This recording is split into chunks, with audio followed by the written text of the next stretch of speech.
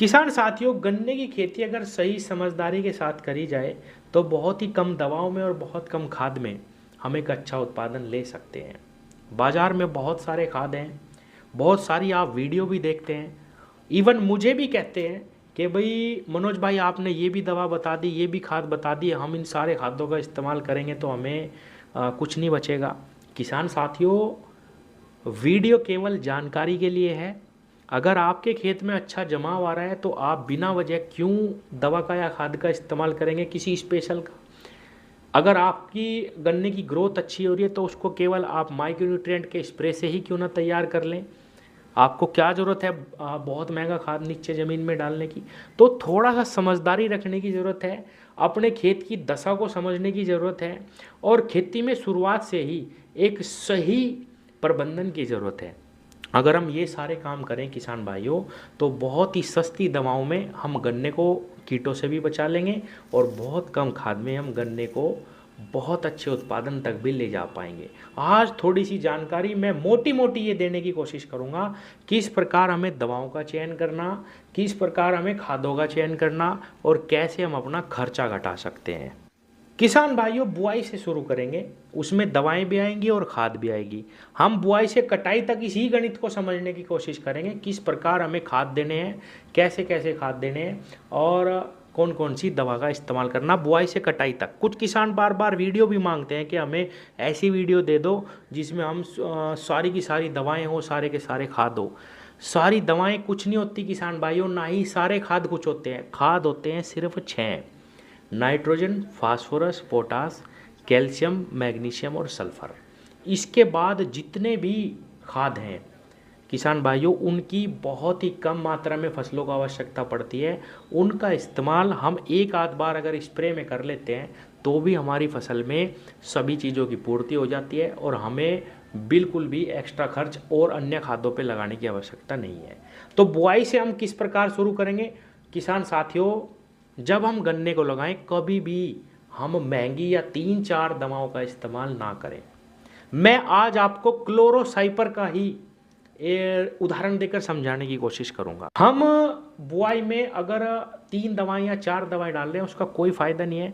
कुछ किसान भाई समझते हैं कि अगर हम ज़्यादा दवाएं डाल लेंगे तो हमारा गन्ना लास्ट तक हरा रहेगा या लास्ट तक उसमें रोग नहीं आएगा या गन्ने में हमें ज़्यादा लाभ मिलेगा। ऐसा बिल्कुल नहीं है। दवाओं का काम होता है कीटों से बचाना।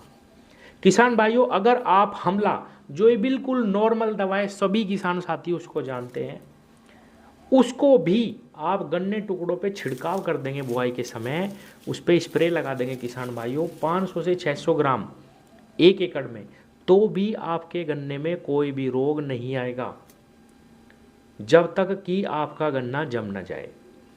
उसके बाद बहुत सारे विकल्प हैं। आप रिजेंट का इस्तेमाल कर सकते हैं, दानेदार का भी, लिक्विड में भी मिलता है। आप थायोमेथोक्सम का इस्तेमाल कर सकते हैं, दानेदार भी मिलता है, लिक्विड में भी मिलता है। आप बाजार में आप प्रोफेनाफॉस मिलती है, इवन इस दवा का भी आप इस्तेमाल कर सकते हैं। अकेली दवा का सही मात्रा लगा दो, थोड़ी सी बढ़ा के लगा दो किसान भाइयों, तो भी आप एक दवा में ही अपने गन्ने को सभी रोगों से, कीटों से बचा लेंगे। अब इसी बात में एक चीज़ और मैं जोड़ देता हूँ, जितनी भी दवाएं बाजार में हैं किसान भाइयों, वो चाहे इमीडा हो, वो चाहे थायो हो, वो चाहे कार्बोसल्फान हो, वो चाहे किसान भाइयों फिप्रोनिल हो, वो चाहे क्लोरोसाइपर हो, और भी जितने भी साल्ट हैं, सारे के सारे लगभग सभी बीमारियों को कवर करते हैं। अब रिजल्ट पे आ जाते हैं। ये मैं आपको समझाने के लिए कह रहा हूँ, आपको फिर अपना दिमाग से इस्तेमाल करना है कि भाई ये कहना क्या चाह रहे हैं। मैं आपको ये समझाना चाहता हूँ किसान भाइयों, समय समय पे एक कीटनाशक लेके हमें बुआई से कटाई तक छिड़काव करना है और बहुत ज़्यादा दवाओं पे खर्च नहीं करना, समय रहते स्प्रे लगानी है। और किसान भाइयों, हर दवा के 15 से 20 दिन के ही रिजल्ट रहते हैं, उसमें हम उसको 1 महीने तक या सवा महीने तक भी चला सकते हैं। उसमें थोड़ा सा मौसम और जो कीट का समय है इसकी थोड़ी सी जानकारी रखनी है। जैसे शुरुआत में हम गन्ने की बुआई करते हैं तो शुरुआत में कनस्वा लगता है हमारी फसल में। अगर आपने बुआई करते वक्त किसी भी दवा का इस्तेमाल करा है तो आपको पहले पानी तक कोई भी दिक्कत नहीं होगी। पहले पानी के बाद उसमें किसी भी एक हल्के कीटनाशक का अगर आप छिड़काव कर देंगे तो आपके गन्ने में कनस्वा बिल्कुल नहीं लगेगा। कनस्वा केवल शुरुआती 1.5 महीने तक ही आपकी फसल में लगता है, उसके बाद आप बिल्कुल स्प्रे ना करो, फिर उसको थोड़ा सा लेट स्प्रे में ले जाओ। तो थोड़ा सा समय को समझना है। जैसे बरसात आने वाली है तो बरसात से पहले ही एक बार टॉप बोरर का छिड़काव आपको कर देना है और उसी के साथ फंगस की दवा का भी इस्तेमाल करना, क्योंकि फंगस गन्ने में बरसात में ही लगती है, उससे पहले बहुत ही कम फंगस गन्ने में लगती है। तो मैं ये कहना चाहता हूँ किसान भाइयों, सही समय पे सही सस्ती दवा का इस्तेमाल करना है। सारी दवाएं सभी बीमारियों में काम करती है, लगभग सभी बीमारियों में काम करती है। अगर कोई स्पेशल स्थिति खराब है तो 2-2 साल्ट की दवाएं आपको बाजार में मिलेगी, जिसमें 2-2 साल्ट है, थोड़ी सी वो महंगी आती है। ब्रॉड स्पेक्ट्रम और सिस्टमिक ज़्यादातर दवाओं का कम्बिनेशन होता है। अब इसको समझते हैं, ब्रॉड स्पेक्ट्रम और सिस्टमिक मतलब किसान भाइयों, ब्रॉड स्पेक्ट्रम यानी बहुत सारी बीमारियों में काम करने वाली दवा, और सिस्टमिक यानी पौधे पे छिड़काव करते ही लंबे समय तक पौधे के सिस्टम में उतर के आपको बहुत लंबा रिजल्ट देगी। और ये जो सस्ती दवाएं मैंने आपको बताई है ये भी वही काम करती है जैसे इमिडा। सिस्टमिक भी, ब्रॉड स्पेक्ट्रम भी, इमिडा 99% बीमारियां हैं जो गन्ने में सब पे काम करती है। प्रोफेनाफोस प्लस साइपरमेथ्रिन सभी बीमारियों को ख़त्म करने की क्षमता रखती है। किसान भाइयों, फिप्रोनिल बिल्कुल आम सा साल्ट जिसको रिजेंट के नाम से किसान जानते हैं, सब बीमारियों में काम करता है। क्लोरोसाइपर सबसे जाना माना नाम, क्लोरो सब बीमारियों में काम करती है। तो आज ये भ्रम आपका ख़त्म हो जाना चाहिए कि भाई मेरे गन्ने में तो पता नहीं क्या हो गया और मैं कौन सी दवा डाल दूँ। सब दवाएं आप इस्तेमाल कर सकते हैं, एक दवा का सही समय पे इस्तेमाल। तो 1 लाख की या 1.5 लाख की दवा नहीं छिड़कनी आपको। मैं समझता हूँ कि दवा पे थोड़ा सा मैं समझता हूँ कि दवा पे थोड़ी बात क्लियर हो गई हो। अब खाद पे आते हैं किसान भाइयों। खाद जैसा मैंने बताया कि वीडियो के शुरू में ही 6 ही खाद है, उसमें मैंने बहुत सारी वीडियो में बताया है कि हमें शुरुआती अवस्था में ज़्यादा खाद देना है। बुआई में हमेशा आप एक अच्छी मात्रा खाद की रखिए।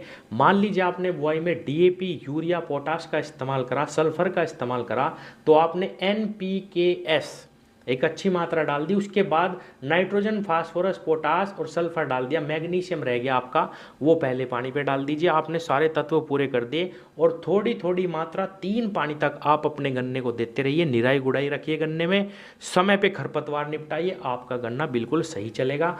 जैसे ही आपका गन्ना स्प्रे लगने लायक हो जाए, मान लीजिए 50 दिन का, 60 दिन का गन्ना आपका हो गया, तो जो सबसे अच्छा काम हम गन्ने के साथ कर सकते हैं वो है स्प्रे के माध्यम से खाद और माइक्रोन्यूट्रिएंट देना। जो शुरुआत के मेजर खाद है, 6 खाद है जिनकी सबसे ज़्यादा ज़रूरत पड़ती है, वो हमने ज़मीन से दिए हैं, अच्छी मात्रा में दिए हैं, 3 पानी तक दिए हैं।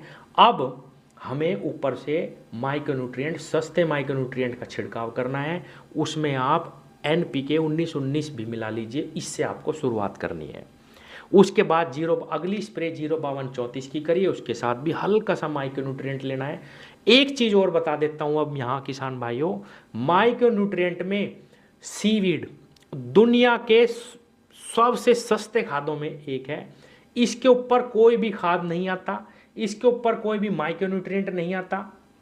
बाजार में अगर आप बहुत बहुत महंगे माइक्रोन्यूट्रिएंट लाते हैं, उनमें सबसे अच्छे इसी के रिजल्ट मिलेंगे।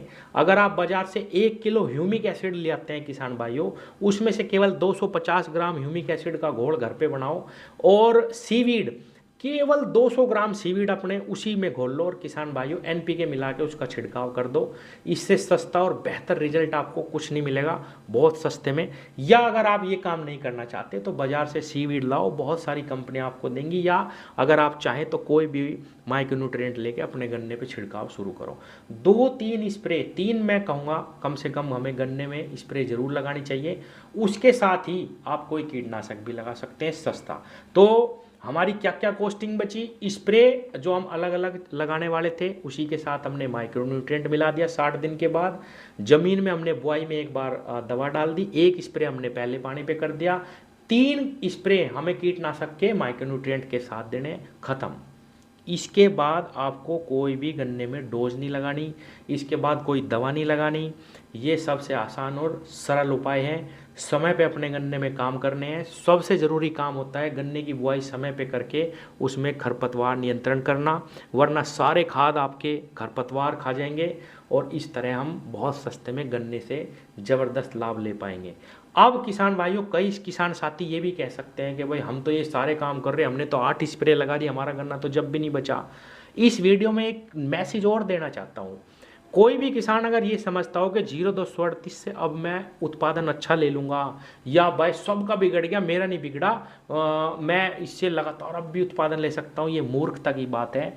ये बीज खत्म हो चुका है, इसको लगाना बहुत बड़ी मूर्खता है। आप चाहे ज़मीन खाली छोड़ लो लेकिन इसकी बुआई मत करो, ये खेत के खेत सूखेंगे इसके। और इसमें टॉप बोरर 6-7 बार आने लगा है किसान भाइयों। आप किसी भी दवा का छिड़काव कर लेना, इसको नहीं बचा पाओगे। तो इसको घटाओ, इसके सामने 13-235 लगाओ। और फिलहाल जो सबसे ज़्यादा वजन देने वाली वैरायटी है, जिसको पूरा उत्तर प्रदेश ले रहा है, वो है 0118। थोड़ी सी कांटी है, फुटाव की भी इसमें कोई ऐसी समस्या नहीं है। इस पर मैं वीडियो और लाऊंगा इस बार। और किसान भाइयों, मोटा सा फिर बता देता हूँ, वीडियो बहुत लंबी होती जा रही है, कि 0118 को समय पे काटिए और काटने से पहले इसमें एक डोज लगा दो। 100% इसमें ब्यात आएगा और अच्छा आपको ये उत्पादन देगा। इससे ज़्यादा वजन किसी गन्ने में आज की घड़ी में नहीं है। धन्यवाद। यार मैं